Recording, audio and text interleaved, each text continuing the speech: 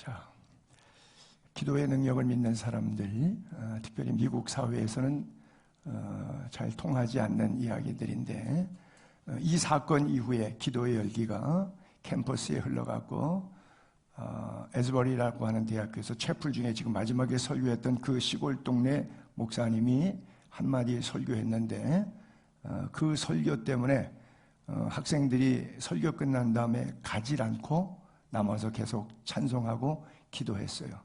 그것이 24시간 난스톱 기도가 한 달을 갔어요. 한 달을 갔어요. 수업 안 했어요. 계속 채플에 모여서 거리에서 사람이, 심지어 한국에서도 목사님들이 가고 미국에서도, 전 세계에서도 에즈버리 대학교에, 인구 얼마 살지 않는 도시에 갑자기 그 동네만 6만 명이 모여서 몸을 움직일 수 없을 정도로, 왜? 성령의 기도의 열기를 체험했기 때문에. 대학생이 캠퍼스에서 공부가 중요하잖아요. 공부가 중요하지 않은 거예요. 그렇죠? 그래서 뭐가 중요한지, 이 시대에 잃어버렸던 것, 우리의 잃어버린 기도, 주님을 향한 뜨거운 열정, 다시 회복됐으면 좋겠어요. 구원의 즐거움 다시 회복됐으면 좋겠어요. 시편 51편 1절부터 19절까지 저와 여러분이 한 절씩 읽겠습니다. 제가 먼저 1절을 읽습니다. 하나님이여, 주의 인자를 따라 내게 은혜를 베푸시며 주의 많은 긍휼을 따라 내 죄악을 지워주소서. 나의 죄악을 말갛게 씻으시며 나의 죄를 깨끗이 제하소서. 무릇 나는 내 죄과를 아오니 내 죄가 항상 내 앞에 있나이다. 내가 주께만 범죄하여 주의 목전에 악을 행하였사오니 주께서 말씀하실 때 의로우시다 하고 주께서 심판하실 때 순전하시다 하리이다. 내가 죄악 중에서 출생하였으며 어머니가 죄 중에서 나를 잉태하였나이다. 보소서, 주께서는 중심이 진실함을 원하시오니 내게 지혜를 은밀히 가르치시리이다. 우슬초로 나를 정결하게 하소서. 내가 정하리이다. 나의 죄를 씻어 주소서. 내가 눈보다 희리이다. 내게 즐겁고 기쁜 소리를 들려주시사 주께서 꺾으신 뼈들도 즐거워하게 하소서. 주의 얼굴을 내 죄에서 돌이키시고 내 모든 죄악을 지워주소서. 하나님이여, 내 속에 정한 마음을 창조하시고 내 안에 정직한 영을 새롭게 하소서. 나를 주 앞에서 쫓아내지 마시며 주의 성령을 내게서 거두지 마소서. 주의 구원의 즐거움을 내게 회복시켜 주시고 자원하는 심령을 주사 나를 붙드소서. 그리하면 내가 범죄자에게 주의 도를 가르치리니 죄인들이 주께 돌아오리이다. 하나님이여, 나의 구원의 하나님이여, 피 흘린 죄에서 나를 건지소서. 내 혀가 주의 의를 높이 노래하리이다. 주여, 내 입술을 열어 주소서. 내 입이 주를 찬송하여 전파하리이다. 주께서는 제사를 기뻐하지 아니하시나니 그렇지 아니하면 내가 드렸을 것이라. 주는 번제를 기뻐하지 아니하시나이다. 하나님께서 구하시는 제사는 상한 심령이라. 하나님이여, 상하고 통회하는 마음을 주께서 멸시하지 아니하시리이다. 주의 은택으로 시온의 선을 행하시고 예루살렘 성을 쌓아 다 같이 그때 주께서 의로운 제사와 번제와 온전한 번제를 기뻐하시리니 그때 그들이 수소를 주의 제단에 드리리이다. 구원의 즐거움을 회복시켜 주소서. 여러분의 즐거움의 근원은 무엇입니까? 여러분을 기쁘게 하는 것은 무엇입니까? 여러분 스스로에게 한번 물어보세요. 나는 종교인인가? 교회 왔다 갔다 하는, 그분은 성당에도 왔다 갔다 할 수 있고 법당에도 왔다 갔다 할 수 있고 남녀 호랭갱교 교당에도 왔다 갔다 할 수 있고 똑같은 종교인인가? 아니면 난 진정 거듭난 그리스도인인가? 여러분 안에 다윗이 오늘 가졌던 것처럼 구원의 즐거움이 회복될 수 있기를 축복합니다. 그래요. 지난주에 신문 통계에 보니까 전 세계 기독 청년들, 교회 안 다니는 친구들 말고 교회 다니는 친구들만 통계를 모았는데 한 2,600명 정도 전 세계 기독교인들을 이렇게 앙케이트 조사를 했는데, 미국에 사는 교회 다니는 청년들은 천국과 지옥을 믿는 확률이 38%로 나왔어요. 그럼 62%는 안 믿지만 다닌다는 거예요. 한국의 교회 나오는 청년들, 교회 청년 인구 대비 교회 출석률은 3%가 안 돼요. 우리의 자녀 세대를 포함해서 우리가 알고 있는 지금 젊은 세대 청년층의 20, 30대 가운데 교회를 다니는 청년은 3%가 안 돼요. 그렇죠? 우리 교회만 해도 벌써 딱 답이 나오잖아요. 3%도 안 되죠.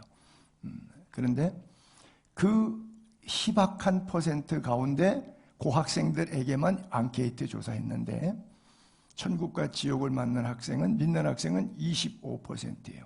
4명 가운데 1명은 천국과 지옥을 믿는다고 답을 했는데 3명은 안 믿는다고 답을 했어요. 저는 의문이 들어서 이 친구들은 그럼 왜 교회를 나왔을까? 이것을 역으로 우리 교인들을 대입해서 한번 생각을 해보았어요. 앙케이트 조사를 하는 것은 아니지만 우리 교인들에게 앙케이트 조사를 한다면 천국과 지옥을 믿습니까? 라는 질문을 하게 되면 여러분들은 정직하게 어느 쪽에다가 써낼까? 그래도 내 자존심상 나는 믿고 싶어요. 다 믿는다고 써내지 않을까? 왜? 체면상 나를 위해서. 여러분들의 믿음의 수준과 내용과 관계없이 그렇죠? 구원의 즐거움 왜 없느냐? 구원받을 필요가 없는데 뭘 내가 구원받았다는 거야. 자신의 죄에 대한 인식이 없어요. 자꾸 목사가 쓸데없이 듣기도 불편한데 아침부터 죄인이니 당신이 죄인이니 너는 죄인 아니냐? 듣기 싫은 거예요. 죄인이다. 그러니까 본인이 죄에 대한 감각이 없는데 자꾸 죄인이라 그러니까, 그리고 어렸을 때부터 우리가 다 죄인이었다, 우리 죄 때문에 예수님이 십자가에 죽었다, 이런 소리를 자꾸 들으니까 죄가 뭔지도 모르면서 죄라고 하는 단어의 개념이 쇠뇌가 돼가지고 그래 죄인 맞긴 맞는데 나하고는 동떨어지게 지식적인 이해로 죄인이라고 하는 것이 정말 내가 얼마나 흉악무도한 죄인인가에 대한 통렬한 죄인됨에 대한 인식이 없으니까 당연히 구원도 필요 없는 거고, 구원도 못 받았으니까 받지도 않은 것에 대한 즐거움이, 어떤 선물을 받았기 때문에 그 선물에 대한 즐거움이 있는데 그 선물을 받아본 적이 없는데 선물에 대한 즐거움, 이런 건 아예 존재하지도 않는 것이죠. 근데 다윗은 구원의 즐거움이 있었기 때문에, 그러나 그것을 잃어버렸기 때문에 매너리즘에 빠져서, 그래서 이것을 다시 회복시켜 달라고 기도하고 있어요. 여러분들이 혹시 성경책이 펼쳐져 있었다면 아마 이 본문을 읽으신 분 가운데 항상 시편은 앞에 소제목처럼 서브젝트가 나오는데 시편 51편에는 서브젝트가 이렇게 써 있습니다.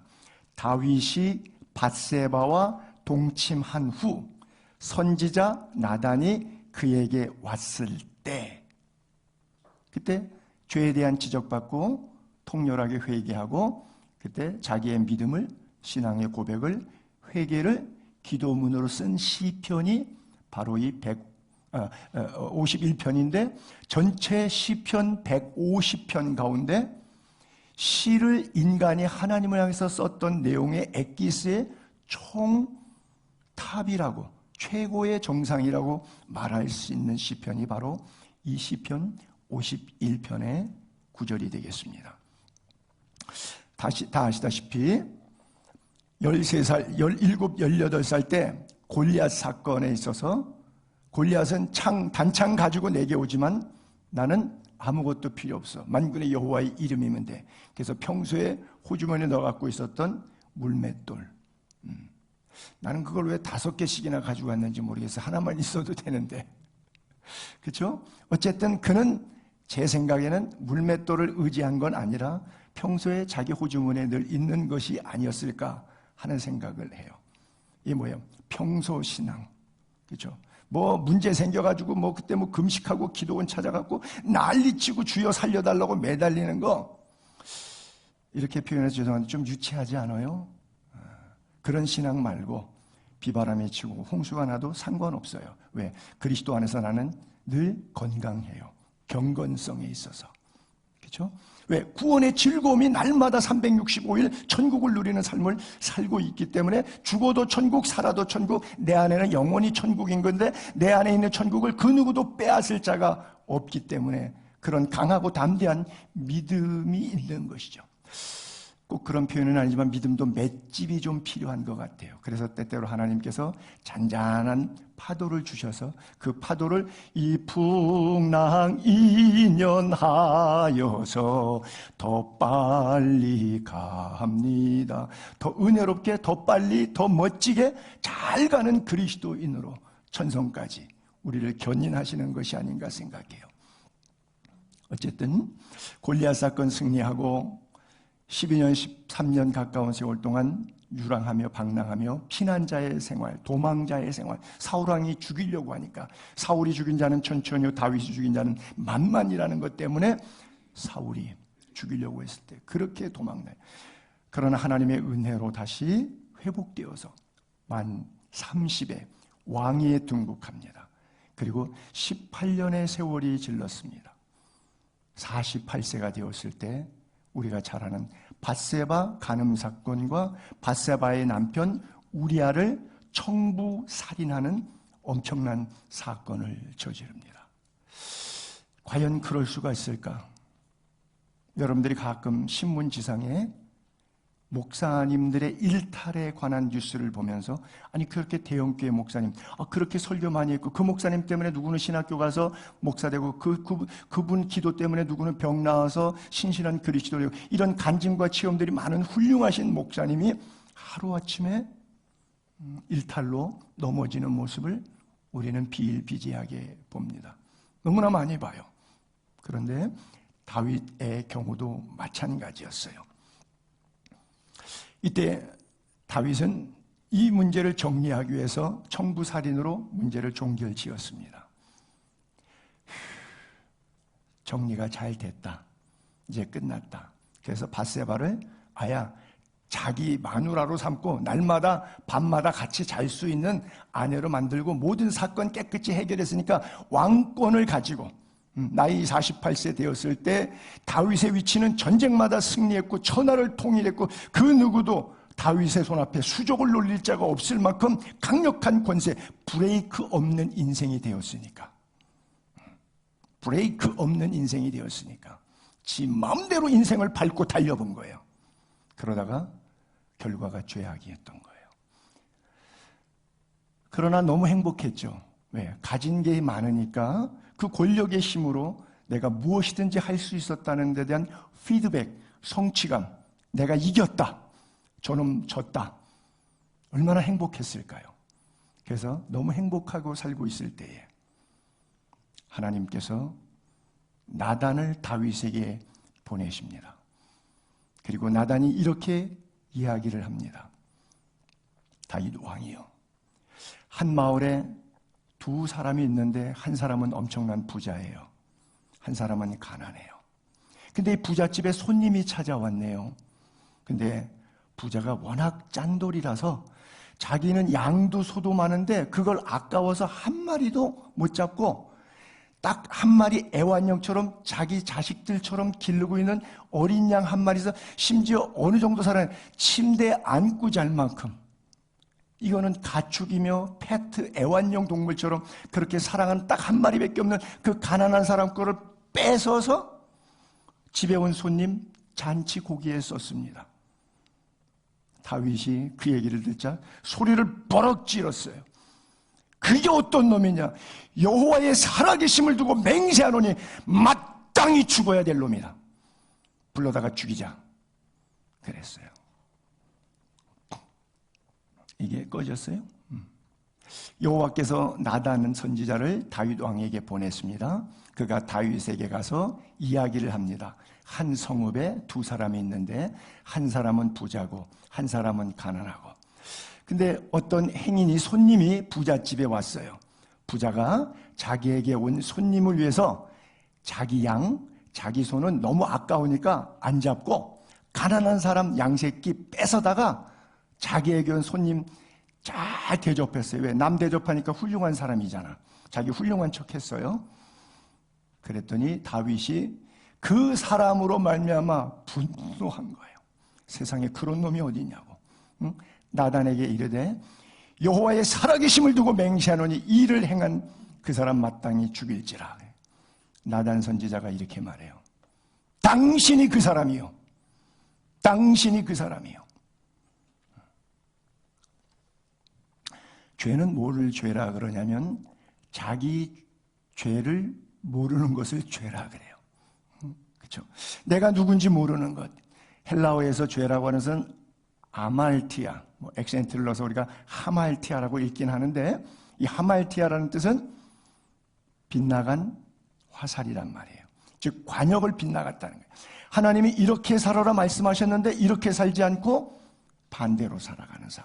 그것을 일컬어 죄라 그래요. 그래서 성경에 있는 말씀대로 살지 않는 모든 상황을 죄악이라고 말해요. 보통 사람들은 죄인이라는 사실을 피상적으로 생각할 뿐이지 통렬한 죄의식이 없어요. 여러분도 그러신가요? 어떤 사람은 심지어 자기가 죄인이라는 걸 잘 몰라요. 또 인정하고 싶어 하지도 않아요. 그러면서도 또 타인의 죄에 대해서는 오만 간섭다하고 눈에 쌍불 켜고 남의 정죄하기에는 얼마나 좋아하는지 몰라요. 다윗은 분노 속에서 당신이 그 사람이라는 이야기를 듣고 그 자리에서 회개합니다. 그리고 쓴 시가 바로 이 시예요. 저 같으면 나단 붙잡아 놓고 야단칩니다. 네가 뭔데? 내가 왕인데. 이랬을 거예요. 그 대표적인 케이스가 신약의 세례 요한이에요. 당시 헤롯 대왕 찾아가서 당신 왜 당신의 이복 동생의 아내인 제수 씨 뺏어다가 사는 거요? 그리고 책망했어요. 그랬더니 헤롯이 세례 요한인데 네가 뭔데? 저놈 옥에 가둬라. 목 잘라라. 그래서 소반에 담아다가 그를 순교시켜 버렸어요. 나단은 다윗에게 똑같은 잘못을 책망했더니 다윗이 침상을 적시며 회개했고 세례 요한도 똑같은 죄로 헤롯 왕에게 얘기했더니 둘 다 왕인데 다윗은 자기를 스스로 왕이라 생각하지 않냐고 하나님 말씀 앞에 겸손히 회개했고 헤롯은 하나님을 믿지 않으니까 네가 뭔데 그러고 잔소리하지 마라 그러고 목 베어버리고 말았어요. 여러분은 다윗 왕이십니까? 헤롯 왕이십니까? 여러분들이 가진 건강, 권력, 물질, 상황 이 모든 것들을 통해서 다윗처럼 활용하고 계십니까? 아니면 헤롯 왕처럼 활용하고 계십니까? 그 삶의 열매가 바로 구원이 뭔지를 아는 사람과 구원이 뭔지를 모르는 사람, 구원의 즐거움이 있는 사람과 구원 별로 감격이 없는 사람의 차이예요. 다윗이 계속해서 죄를 반복적으로 회개합니다.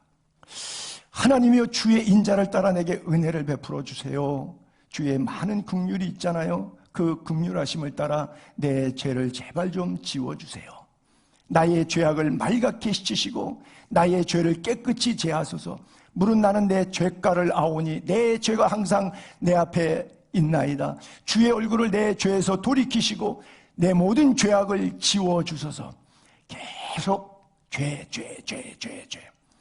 한 번만 주님 뇌죄 용서해 주세요. 그 뭐 껄끄럽지만 그래도 한 번 정도 얘기했으면 되잖아요. 근데 계속해서 반복적으로 하나님께 회개의 기도를 드리는 거예요. 날마다 회개를 통해서 날마다 새로운 구원의 은혜가 우리 모두에게 필요한 줄로 믿습니다. 사실 7절에는 이제 우슬초로 나를 정하게 하소서.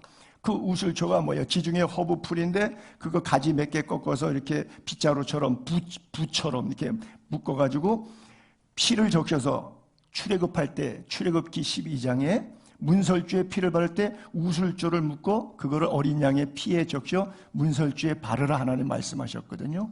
그게 우슬조예요. 그래서 레위기 제사법에도 뭐 새 집을 지었을 때 우리가 흔히 말해서 뭐 개업 예배, 뭐 입주 예배, 뭐 이런 거죠. 일종의 그런 거 할 때마다 우슬초로 물을 적셔 거기서 뿌려서 정결케 하라. 그래서 내가 들어가기 전에 이것을 깨끗이 하는 의식.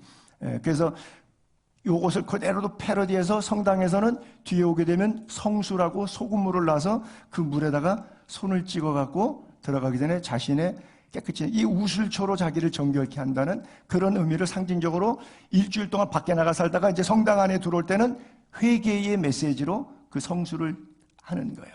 그리고 실제적으로 신부님들은 어디 뭐 개업 예배나 이런 데 가게 되면 그것을 사용하게 돼요.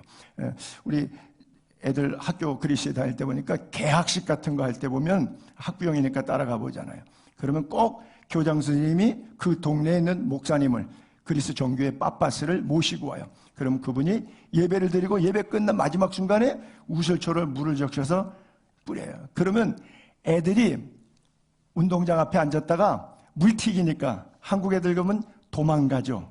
근데 히랍 애들은 거꾸로 앞으로 달려와요. 물배랑 맞으려고. 왜? 복 받으려고. 이게 바로 성경에서 나오는 건데 다윗도 그것을 이렇게 표현했어요. 우슬초로 나를 씻어달라고요. 중심으로 회개하는 것만이 내 영혼이 사는 길입니다. 주님이 우리에게 설교하셨잖아요. 회개하라 천국이 가까웠느니라. 베드로는 닭이 올 때 회개하고 돌이켰고 가룟 유다는 후회했지만 회개는 하지 않았어요. 그리고 자살하고 말았어요. 다윗은 회개해서 하나님의 마음에 합한 사람이 됐지만 헤롯은 몸에 벌레가 먹어서 죽었어요. 하나님의 영광을 가로챘기 때문에 하나님이 기뻐하지 않았던 것이죠. 자기가 죄인인 것을 모르는 것이 바로 하나님의 영광을 가로채는 거예요. 다윗은 그렇게 고백했는데 죄의 근원이 어디로부터 오는가? 아야 내가 원죄가 있다는 거예요. 왜? 죄악 중에서 출생한 엄마가 죄 중에서 나를 잉태하였나이다. 이 엄마가 간음죄를 졌다 이런 뜻이 아니고요. 모태로부터 우리 엄마는 또 그 엄마로부터 그 엄마는 또 그 할머니로부터 증조 할머니부터 고조 할머니 선조 할머니부터 계속해서 뭐예요? 타고 나오는 것이 우리가 죄악 중에 원죄를 갖고 있다고 하는 거예요.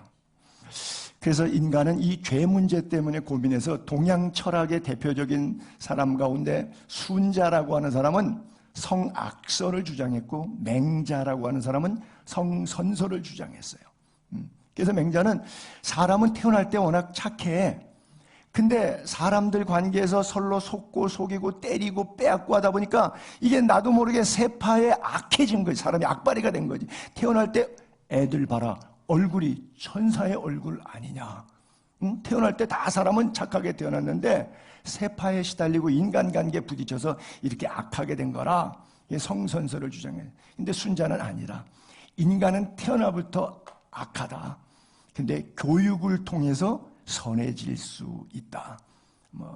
둘 다 맞고 둘 다 틀려요. 저는 그래서 늘 그 얘기할 때마다 성선설에 해당되는 인간은 아담과 하와까지만 두 사람만 해당되고 나머지는 원죄를 타고나니까 순자의 이야기부터는 전부 다 가인부터 시작해서는 그 나머지 인간은 성악설이 되지 않겠는가.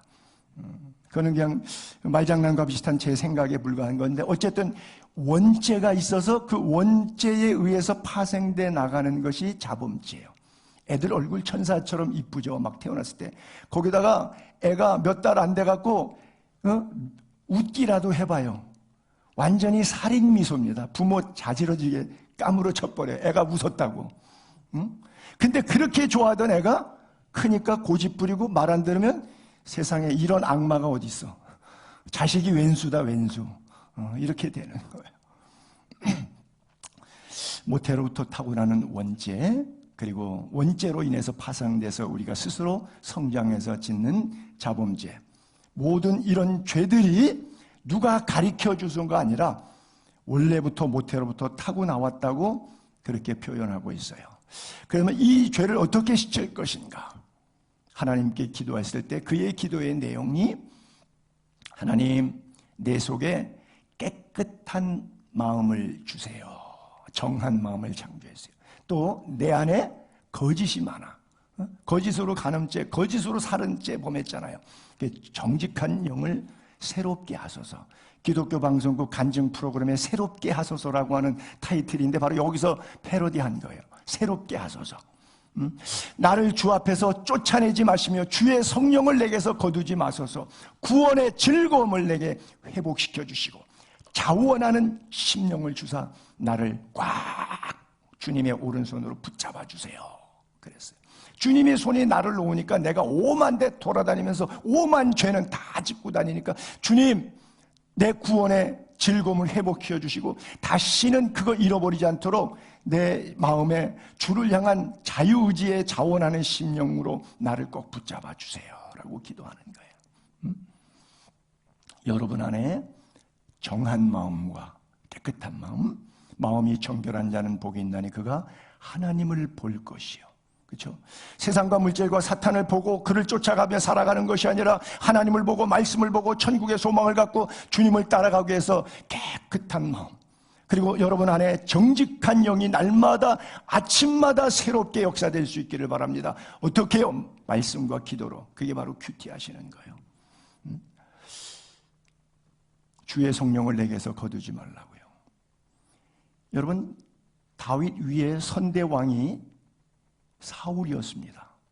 사울을 기름 부어 왕 세울 때 사무엘 선지자가 찾으러 갔더니 마차 바퀴 사이에 짐들 쌓아놨는데 마차 짐 부리는데 짐과 짐 사이 속에 숨었어요.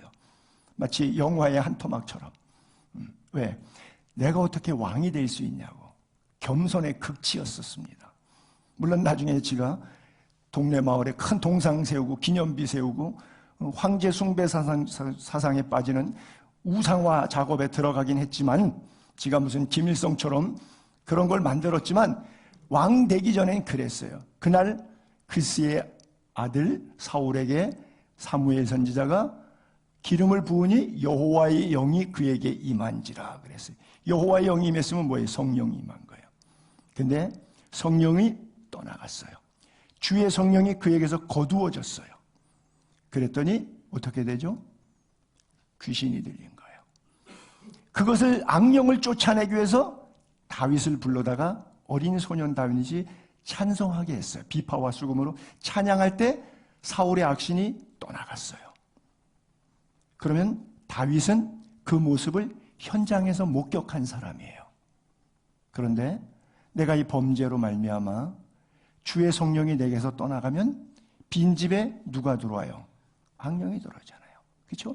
귀신 들린 자가 멀쩡해졌다가 귀신이 돌아다니다가 물 없는 곳을 다니다가 와보니까 이 집이 비었는데 깨끗이 수리가 됐으니까 친구들아 같이 가서 놀자 그러고 7배나 더 강력한 귀신이 들어와서 나중 형편이 처음보다 더 못하게 되었다고 성경에 예수님 설교에 말씀하셨던 것처럼 그 다윗 왕 자체가 사울 왕을 알련할 때 봤던 사울의 악신의 모습 속에서 주의 성령이 떠나면 자기가 어떻게 된다는 모습을 생각해 보니까 이게 끔찍한 거예요. 야, 나도 저렇게 되는 거로구나. 그래서 주의 성령을 내게서 거두지 말아달라고. 그리고 하나님께서 나같이 개 같은 비루한 종자, 정말 춥고 배가 고픈 가난한 7, 8명의 아들 가운데 막내로 태어나서 사무엘 선지자가 왕으로 기름 부음 삼겠다고 했을 때도 그 7명의 형들은 목욕하고 옷 입혀서 사무엘 선지자 알현하는 자리에 혹시 기름 부음 받을까 해서 인정받아서 한식탁에 앉은 식구였는데 다윗만은 부모도 버려가지고 양친다고 들녘으로 내보내고 사무엘 선지자 얼굴 보고 싶어도 못 보게 했던, 가정적으로도 버림받았던 그런 자신을 하나님께서 높여주시고 골리앗 문제 해결해 주시고 사울을 끝까지 사랑으로 극복해 주시고 그리고 왕의 자리까지 세워주셨는데도 불구하고 그 구원의 감격이 잃어버린 거예요. 나같이 비루한 인생을 하나님이 오늘 이 자리에까지 세워주셨다.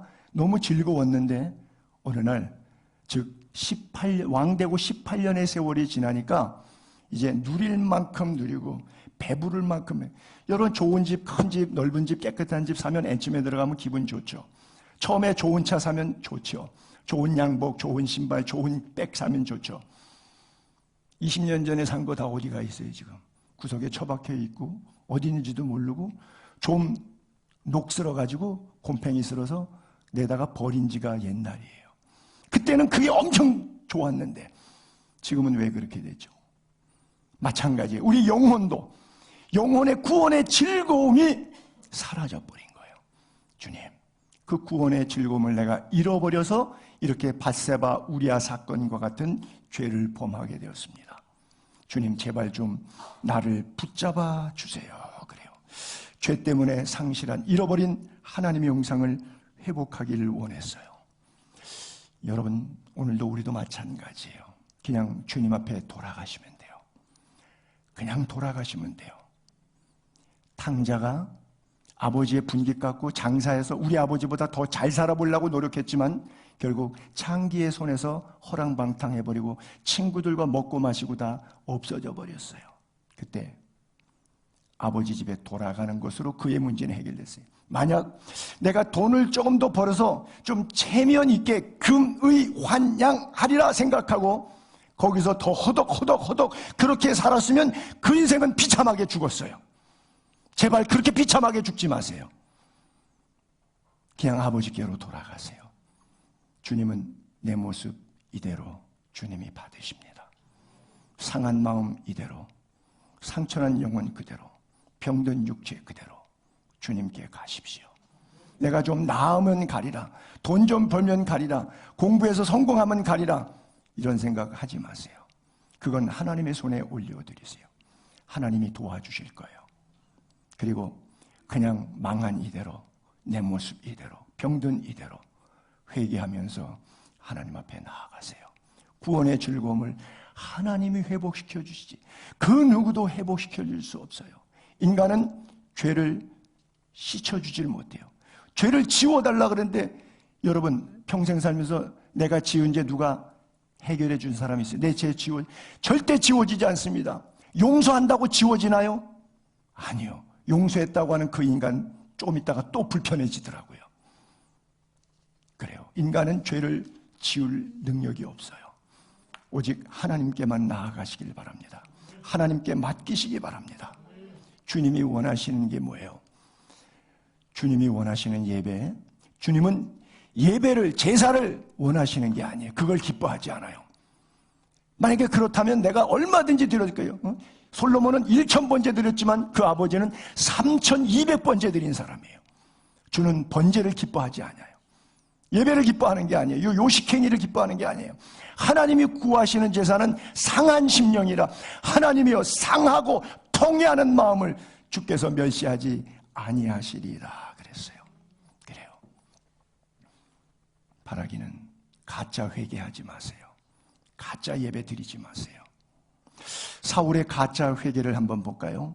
여러분이 잘 아시다시피 사무엘상서 15장 쪽에 내려가게 되면 그가 아말렉을 다 진멸하라는데 아각 왕도 놔두고 소나 양 살찐 거 좋은 것도 놔두고 하나도 진멸 안 하고 다 놔두는 그런 상황이 벌어져요. 그래서 사무엘 선지자가 책망했던 구절이 바로 그거죠. 사무엘이 되 여호와께서 번제와 다른 제사를 그의 목소리 청종하는 것 좋아하심같이 좋아하시겠나이까. 순종이 제사보다 낫고 듣는 것이 수양의 기름보다 나으니 거역하면 그거는 점치는 죄 같고 마음이 강팍한 것은 우상에게 절하는 죄와 뭐가 다르냐? 왕이 하나님 말씀 버렸기 때문에 할 수 없이 여호와께서도 왕을 버려 이제 왕은 폐위될 것입니다. 이러고 예언을 한 거예요. 사무엘이 뭐예요? 번제 드린다, 제사 드린다, 예배 드린다고 좋은 걸 놔뒀다는데 그게 아니라 말씀에 순종하는 것, 말씀대로 사는 것. 다른 표현으로 여러분들이 일주일 동안 세상에서 죄짓고 마음대로 비성경적으로 살다가 주일날 옷 깨끗이 차려입고 예배당 와서 거룩 거룩 거룩 전능하신 주여. 주님이 너무너무 역겨워하세요. 주님이 견디기 힘들어하세요. 주님이 하늘에서 오바이트 하고 계세요. 너무 힘들어요, 주님이. 그거 하지 말라는 거예요. 일주일 동안 말씀대로 살다가 와야 내가 기쁘지.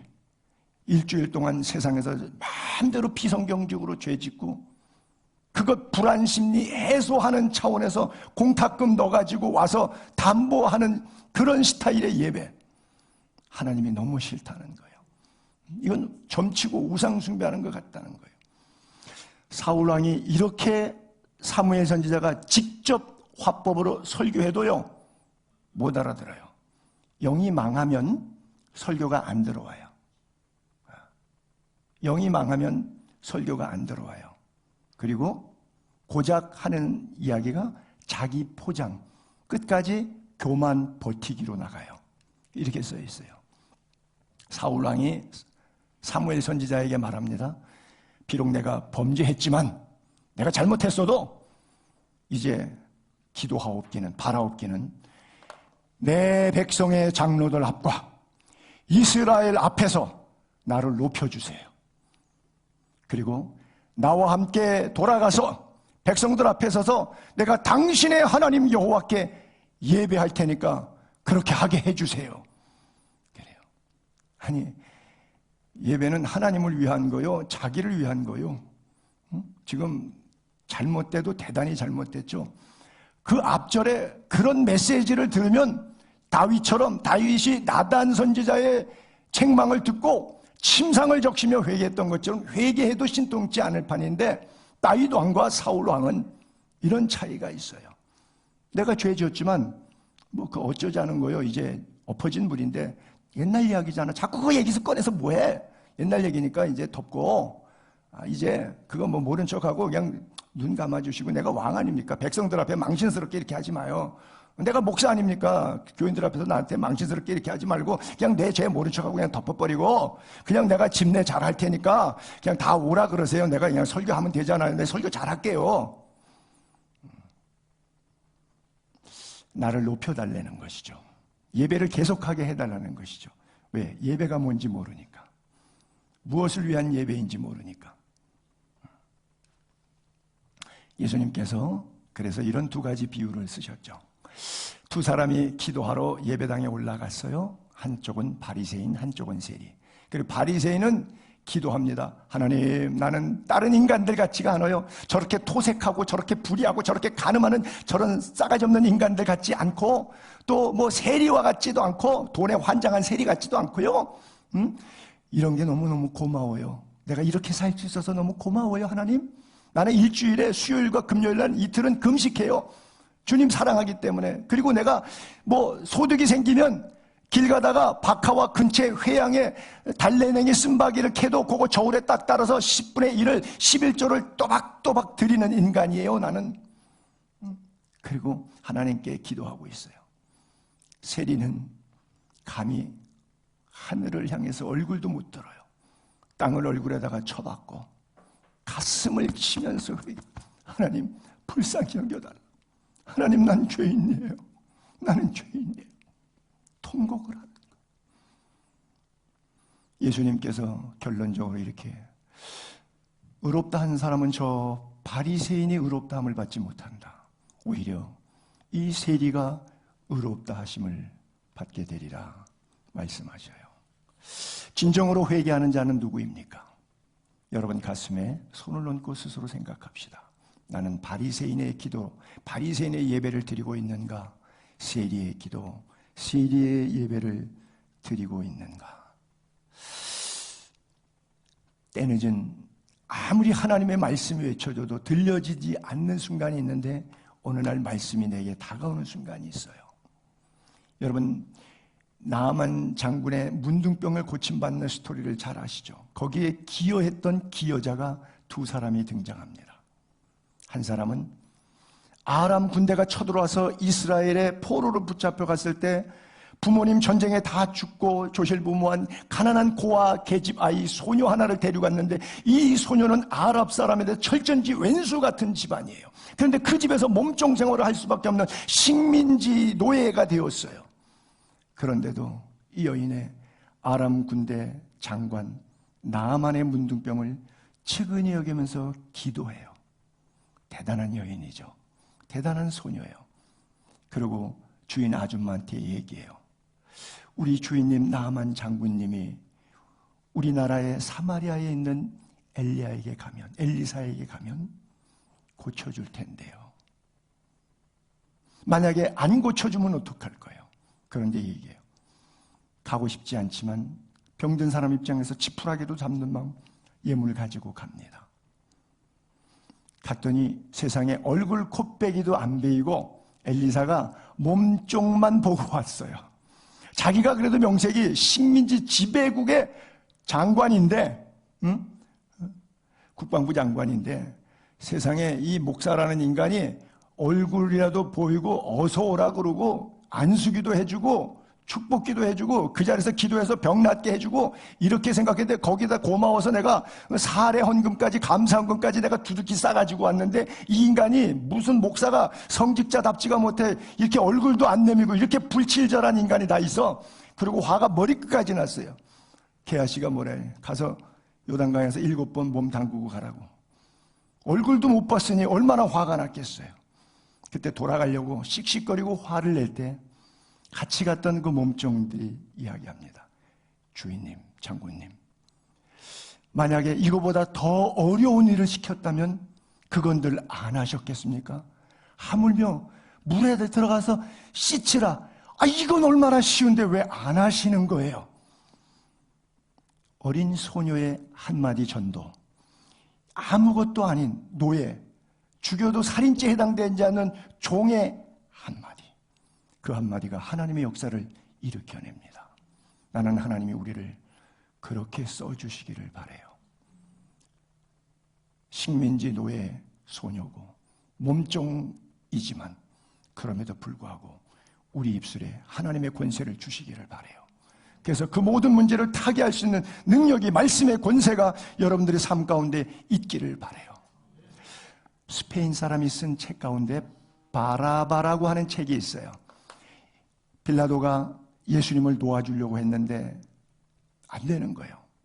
그래서 가장 빌라도가 머리를 쓴 것이, 유대인들의 유월절에는 유월절 특사 제도가 있으니까 이것을 한번 인용해보자 생각해서 예수를 놓아줄 생각으로 감옥에 갇힌 사람 가운데 제일 극악무도한 밀란을 일으킨 살인자 바라바를 대항마로 내세웠어요. 그리고 백성들 앞에 쫙 내놓았어요. 빌라도는 생각한 거예요. 예수와 바라바는 비교거리가 안 되니까 당연히 예수가 살고 바라바가 죽을 줄로 알았어요. 근데 백성들은 바라바를 살려주라 그래요. 그 성경 구절을 자기 나름대로 소설을 만들어서 쓴 책 이름이 바라바입니다. 거기에 그날 아침, 금요일 아침이었어요. 바라바는 석방되고 예수는 아침부터 끌려가서 골고다 십자가를 집니다. 이 친구는 죽을 줄 알았는데 석방돼서 먼 발치의 맞은편 언덕에서 자기 대신 죽고 있는 예수 그리스도를 묵묵히 바라보며 먹먹한 가슴으로 영적 고뇌에 빠지기 시작합니다. 저렇게 비참하게 오늘 아침 내가 죽어야 되는데 저분이 나 대신 저렇게 돌아가시는구나. 하염없이 흐르는 눈물, 주체할 수 없는 인생에 대한 회한이 밀려오면서 옛 생활로는 더 이상 돌아갈 수가 없어서 강도의 소굴의 삶을 손을 끊고 예수 믿고 그리스도인 공동체 속에 들어가려더니 이 잘난 예수쟁이들이 너 때문에 예수가 죽었다고 받아들이지 않는 거예요. 우리도 그럴 때 있잖아요. 교회 새신자들 오면 그런 배척하는 거 있잖아요. 텃세하는 것 있잖아요. 유대 기독교인들 공동체들이 바라봐보고 너 때문에 예수님 죽었다고, 네가 죽어야 될 건데, 그래서 미움과 질시를 받아서 교회도 못 가게 됐어요. 자기 혼자 주님을 영접하고 예수 믿으라고 거리에서 복음을 전하며 복음의 일꾼이 되어서 나중에 로마에 다시 체포돼서 결국은 십자가형에 죽습니다. 그 순간에는 금요일 아침에 9시 십자가 질 때는 면했지만 얼마 못 가서 그는 십자가에 결국 죽습니다. 그때 마지막 죽으면서 했던 고백의 말, 주님, 내 영혼을 받아주세요. 여러분들의 영혼은 마지막에 어디에서 눈뜰 것 같습니까? 여러분 안에 구원의 즐거움이 회복되지 않으면 왕년애라고 하는 말은 통하지 않습니다. 하나님이 진정으로 원하시는 것이 무엇인지, 주님이 원하는 예배가 어떤 예배인지 다윗은 우리에게 이렇게 가르쳐줍니다. 그때 주께서 의로운 제사와 번제, 온전한 번제를 기뻐하시리니 그때 그들이 수소를 주의 제단에 드리이다. 비로소 주의 제단에 제물을 드릴 수 있는 것은 언제냐? 의로운 제사, 온전한 번제, 하나님이 기뻐 받으시는 의로운 제사와 하나님이 기뻐 받으시는 온전한 번제. 성경 역사가들은 현 2000년 동안 교회사의 역사의 흐름을 보면서 이런 이야기들을 합니다. 초대교회는 예수 그리스도만이 유일한 모든 것이었어요. 그런데 이 예수 그리스도가 그리스로 넘어가서 헬라에서는 철학이 돼버리고 말았어요. 헬라 제국이 망한 이후에 로마 제국이 들어서 로마에 넘어가서는 이게 제도와 계급이 돼버리고 말았어요. 그리고 르네상스 문예봉에 유럽으로 퍼져나가면서는 문화가 되고 말았어요. 퓨리탄들이 청교도들이 미국으로 다시 복음이 건너가서는 기업이 되고 말았어요. 그리고 미국에서 건너온 한국은 기복신앙이 되고 말았어요. 예수 그리스도만이 유일한 대답입니다. 그분이 우리를 구원하셨어요. 그래서 예수님 말씀 앞으로 우리가 나아가게 되기를 바랍니다. 예수만이 모든 것 되십니다. 그래요. 때때로 우리가 이번 주 토요일 날도 전교인 수련회를 아침 10시부터 저녁 식사 끝날 때까지 여기서 할 겁니다. 나는 사랑하는 성도님들이 말씀에 집중하고 말씀을 사모하고 기도를 사모하면서 나왔으면 좋겠어요. 여러 가지 생각들, 바쁜 것들 많이 있겠지만 여러분들의 삶의 우선순위에서 이것이 좀 먼저가 되었으면 좋겠어. 그래서 물론 여전도의 섬김을 통해서 식사도 하고 그러겠지만 마르다 사역보다는 마리아 사역에 좀 중심이 되는, 그렇죠? 마르다 사역에 빠지다 보면요, 제대로 잘하고 있는 사람들이 너무 꼴보기 싫어, 미워. 그래서 마르다가 예수님한테 뭐라고 말하죠? 예수님, 제 마리아 좀 여기 보내서 지금 지지고 볶고 삶고 데치고 해야 되는데 쟤는 그냥 예수님 앞에 앉아갖고 설교만 듣는다고 참 꼴보기 싫어 죽겠네, 저 인간은. 너는 밥은 안 먹고 사냐? 네가 뭐 산신령이냐? 그 앞에만 앉아있으면 다냐? 누구는 이거 하고 싶어서 하는 줄 알아? 속에서 열불이 나가지고 계속 주절주절 대고 있어요. 들어보니까 맞잖아요. 마르다 말이 틀려요? 맞죠. 그러나 여러분에게는 맞는데 성경에는 안 맞아요. 둘 중에 하나는 택하셔야 돼요. 거기에 너무 먹고 프로그램에 신경 쓰지 마시고 말씀 사모하고 성경 읽고 기도하고 더 사모하세요. 그래서 저녁 식사는 일부러 피자 파티, 그냥 전화만 한 통만 하면 딜리버리 해주니까 아무도 수고할 필요도 없이 그거 음식 준비한다고 왔다 갔다 하고 부산 떨다 보니까요, 그거 하다 보니까 잘 안 도운 인간들 꼴보기 싫어갖고 은혜 하나도 안 돼. 은혜 하나도 안 돼. 은혜 다 쏟아. 오히려 시험 들어. 은혜 받는 게 아니라 집회하면 다 시험 들어. 제가 아테네 한인교회 8년 동안 담임 목회했다 그랬잖아요. 매년마다 부흥회를 했는데 한 번은 곽규석 씨라고 그 후라이보이 쇼쇼쇼 진행자를 미국에서 목회할 때 불러왔어요. 그분이 매주 월요일마다 4명이 골프 치는데 저희 형님하고 같이 골프 치는 4명 가운데 한 명 맨발해서 형님이 추천을 해가지고 한번 불러라. 그래서 내가 불러가지고 오셨어요. 우리 교회 여자 집사님이 후라이보이 곽규석이니까 뭐 인기가 좋아요. 그래서 식사 대접을 하는데 하여간 최고로 그냥 맛있게 아주 상다리 부러지게 그렇게 대접을 했어요. 강사 집회하는 저녁 첫날인데 가봤더니 진수성찬이란 단어 혹시 들어보셨어요? 그래요. 잘 먹었어요. 그리고 5시쯤 가서 저녁 먹고 이제 7시 반에 집회인데 우리는 먼저 한 6시 반, 7시 가까이 되니까 먼저 일어났어요. 그리고 오시라고. 근데 저녁 예배 이 여집사님이 안 왔어요. 제가 너무 속이 상했어요. 지금도 그 생각하면 피가 거꾸로 솟아. 이런 혈압 터지지 말아야 되는데. 너무 속이 상해. 왜? 그렇게 하다 보니까 몸 피곤하잖아. 이제 방 청소해야 되고 설거지 해야 되잖아. 그러니까 마음이 마르다 사역의 중심이 됐기 때문에 마리아 사역이 정말 중요한, 왜 부흥에 열어놓고 왜 곽규성 목사의 간증을 들어야 되는지를 잃어버리는 거예요. 얼마나 불행한 거예요. 그러나 그 여집사님 마음속에는 이게 최고로 하나님을 섬긴다고 했는데 하나님이 그 섬김을 기뻐 받으시겠어요? 아니죠. 그러니까 여러분에게 제가 누누이 강조하는 게 마음이 없는 헌금하지 말라는 거. 여러분 그냥 쓰세요. 여러분 가족하고 재밌게 맛있는 거 먹고 여행 다니고 오락하고 즐기시라고. 어차피 도움 안 돼. 하나님은 안 받으니까 그냥 인생 즐겨요. 가는 길 뻔하니까 즐기시라고. 마음에 없는 마리아 사역이냐 마르다 사역이냐 둘 중에 하나를 여러분들이 결정하셔야 돼요. 의로운 제사가 무엇냐는 거예요. 온전한 번제가 무엇이냐는 거예요. 주보 순서에서 이렇게 행위로 드리는 이런 요식행위가 아니라 일주일 동안의 여러분들의 삶이에요.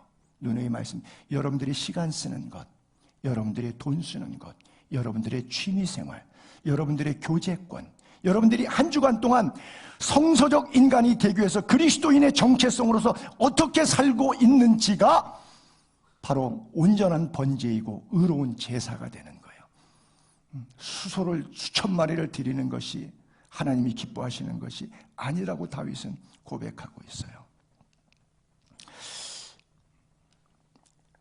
오후에 2시에 나는 우리 교인들이 아무도 가지 않고 다 찬양 예배를 드렸으면 좋겠는데 카라팀이 와서 찬양을 해요. 몸 찬양을 하거든요. 그래서 제가 오후에 2시에는 이 메시지를 카라팀을 위해서 준비해서 드리려고 하는데 바로 이 구절이에요. 그들이 몸으로 찬양하기 때문에 그러므로 형제들아 내가 하나님의 모든 자비하심으로 너희를 권하노니 너희 몸을 좀 이렇게 제가 낮은 단어를 쓸게요. 너희 몸뚱아리를 하나님이 정말 좋아하는 첫째는 거룩해야 돼. 둘째는 죽은 예물이 아니라 살아있는 제물이어야 돼. 이게 하나님이 영이시기 때문에 영과 진리로 예배하는 예배는 몸뚱아리로 드리는 거야 라고 하는 거예요. 그 몸뚱아리가 거룩해야 되고 몸뚱아리가 죽어 있으면 안 돼요. 살아 있어야 되는 거예요. 기독교 행사의 이벤트 가운데 저도 한번 참여해 본 적이 있었는데 이런 거 있거든요. 죽음 체험, 입관 체험. 그래서 관 속에 들어가서 5분이든 10분이든 이렇게 상념에 잠겨보는 거예요. 살아왔던 시간들, 내 아내, 자녀들, 가족들, 내가 하고 있는 일들, 내 친구 교제권들, 내가 좋아하는 거, 나하고 왼수지간인 인간, 이런 것들을 다 떠올려가지고 내가 죽었다고 생각하고 그것을 한번 죽음 체험을 해보는, 여러분들도 관 하나씩 미리 사다가 안방에 놓고 해보세요. 좀 무서운 표정들. 그래요. 지난달에 제주도의 기적의 교회라고 하는 그 이름이 정성학 목사님인데 작년에 은퇴하셨어요. 그래서 71세이신데 그 목사님이 은퇴하고 딸이 뭐 인천 부평 쪽에 갤러리 아트를 하나 갖고 있는데 그 갤러리 아트에서 모이는 소극장 같은 홀에서 이런 거를 했어요. 타이틀이 이렇게 써 있더라고요. 초청장을 200명한테 보냈는데 생전 임종 예배. 그래서 자기가 어차피 나 죽으면 이제 장례식에 올 거 아니에요. 그러니까 이걸 자기 살아있을 때 하겠다는 거예요. 장례 예배를. 한번 해보자는 거예요. 그래서 딸이 조사 만들어서 미리 읽고, 그리고 설교는 나는 죽고 예수로 사는 사람 대한민국에서 맨날 이 설교만 하는 목사님이 한 분 계세요. 선한 목자계의 유기성 목사님. 그분이 나는 죽고 예수로 사는 사람. 그분이 설교자로 와서 1시간 동안 예배를 드렸는데 초청장에 그렇게 써서 보냈대요. 검은색 옷 입고 오지 마세요. 자기가 좋아하는 가장 밝고 화려한 색 입고 오셔서 파티, 잔치다 이렇게 생각해달라고. 김한란 박사님도 자기 돌아가셨을 때 죽기 전에 유언하기를 절대 장례곡 부르지 말아라. 행진곡 불러달라. 저희 어머님 장례할 때 제가 직접 집례했었는데 마지막에 뭐 했죠? 팍 박수 쳐서 막 박수 치는 거예요. 주변 사람들은 사람이 죽었는데 저 뭐 잘 죽었다고 박수 치는가 저렇게 무험할 수가 있어. 아들이 엄마 죽었다고 지금 박수 치네? 그들은 이해 못하죠. 우리 어머님이 90평생 동안 남편 목사 만들고 큰아들 목사 만들고 저까지 선교지에서 사역하고 어렵지만 지하 2층에서 교회 개척해서 몇 명 안 남았지만 그래도 이렇게 목회할 수 있는 것이 어머님의 기도의 영향이기 때문에 어머님 고마워요. 어머님 잘하셨어요. 초등학교도 못 나왔지만 배운 것이 없지만 가진 것이 없지만 돌아가시면서 나에게 단 1달러도 유산을 남기시지 못하셨지만 어머님은 훌륭한 인생을 사셨어요. 그래요. 여러분들이 돌아가셨을 때 담임 목사인 제가 여러분들의 생애를 평가하면서 정말 손바닥이 찢어지게 박수 한번 쳐봤으면 좋겠어요. 신나게 박수 한번 쳐봤으면 저렇게 살다가는 멋쟁이 예수. 정말 예수처럼 살다가 간 사람. 저 인간 잘 죽었네 하는 삶이 아니라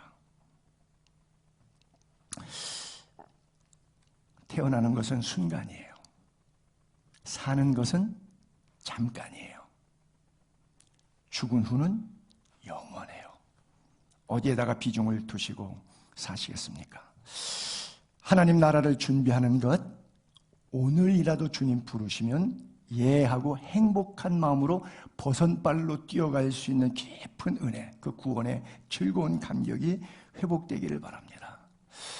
미국에 사는 제 막내 처제의 남편인 이영권 집사가 어제 갑자기 전화가 와서 일주일 전에 한국 왔는데 오늘 미국으로 돌아간다고 형님 저녁 식사 같이 해요. 그래서 어쩌게 저녁을 같이 먹었는데 자기가 63년생이니까 금년에 지난달에 한갑 지났대요. 그래서 내가 그랬어요. 나도 한갑 지났는데 이제 죽어도 돼. 너무 돈 벌고 먹고 사는 것 때문에 여기 그당 40년 전에 신구 전문대학 2년제 때 그때 공부해갖고 기공서 이거 배워갖고 미국 가갖고 40년 동안 이빨 깎아가지고 나중엔 지가 차려갖고 에파타 덴탈이라고 그 이름을 나한테 줘달라 그래서 그 기공서 이름 줘서 한 12명의 직원 놓고 부인한테 한 달에 12,000불씩 생활비 갖다 주면서 12명 직원들 월급 주면서 나름대로 잘 살아요. 그래서 내가 이제 여기 와서 한 주간 동안 뭐 하느냐? 몸 진단, 비뇨기과 갔다 오고 안과 갔다 오고 다 부실해 이제. 그래갖고 여기 와 있는 동안에 병원 점검하러 온 거야. 미국에 7월 4일이 독립기념일이니까 그거 휴가 길게 잡아갖고 한 주간 동안 왔더라고. 걔네가 동서한테 하나 부탁하자. 이서방, 내가 이서방이라고 그래. 이서방, 이제 오늘부터 사후 준비 들어가. 노후 준비 그만하고. 그랬더니 이 친구가 하는 얘기가 자랑스럽게 얘기하는 거예요. 형님, 제가 남미 에콰도르 이런 데다가 8,000불 보내갖고 지금 프로젝트 하는 게 있는데 남미족에 지금 몇 년 전부터 한 달에 500불씩 4명 선교사 2,000불씩 매번 보내고 있습니다. 계산해보니까 한국 돈으로 3천만 원이 넘더라고 1년에. 그러니까 나한테 자기 노후 준비 다 하고 있다 걱정하지 말라는 뜻으로 아마 얘기한 것 같아요. 그래서 내가 잘했어. 근데 그게 노후 준비가 아니야. 자기 마음을 드려야 돼. 하나님은 돈이 없어서 일 못하는 분이 아니야. 돈 때깔천지가 돈이야. 용건 이서방이 안 해도 하나님은 하셔. 형제의 마음을 드려야 돼. 이서방 마음을 드려야 돼. 이게 영적 예배야. 식사하고 있는데 해와 달에서 한 점씩 먹었거든요. 식사하고 있는데 마침 이미선 집사님이 기뻐갖고 전화가 왔어요. 수술 잘 되고 퇴원하셔가지고. 그래서 내가 전화 받고 바깥으로 개울가로 혼자 뛰어나가서 통화하면서 기도해드렸어요. 수술이 잘 되셨거든요. 건강이 많이 회복되셨어요. 맨 처음에는 부위가 위험하고 중환자실로 막 바로 옮겨가서 조금 경과를 봐야 되겠다 그러고 다소 약간 불안한 의사의 이야기 속에서 어머님도 많이 걱정들 하셨고 그랬는데 정말 하나님께서 놀랍게 목소리 들어보니까 아주 말짱하시고 강강하시더라고요. 그래서 회복이 됐어요. 그래서 제가 간절히 기도하면서 주님 살려주세요. 왜냐하면 왜 살아야 되는지 이유가 있죠. 10년 동안 요양병원에서 똥기저귀 차고서는 살라는 그 삶은 큰 의미가 없어요. 주님 살려주세요. 왜냐하면 주의 일을 해야 되니까. 아멘, 아멘 그러더라고요. 그래요. 우리가 왜 살아야 돼요? 주의 일을 해야 되기 때문에 살아야 되는 거예요. 그래요. 영과 진리가 없는 반복적인 예배, 형식적인 예배, 주일의 예배, 예배당의 예배가 아니라 정말 심령이 가난한 자가 되어서 삶으로 드리는 예배, 은혜의 생활의 예배가 되어야 돼요. 이것이 바로 의로운 제사이고 온전한 번제라고 다윗은 회개의 고백을 하고 있어요. 365일 천국을 소유한 자만이 드릴 수 있는 예배, 구원의 감격과 즐거움을 아는 자만이 드릴 수 있는 예배, 하나님의 뜻이 무엇인지를 아는 자만이 드릴 수 있는 예배, 이것이 바로 온전한 예배입니다. 누가 천국에 들어갑니까? 다 같이 이 구절 읽고 기도하겠습니다. 시작. 나더러 주여 주여 하는 자마다 다 천국에 들어갈 것이 아니요 다만 하늘에 계신 내 아버지의 뜻대로 행하는 자라야 들어가리라.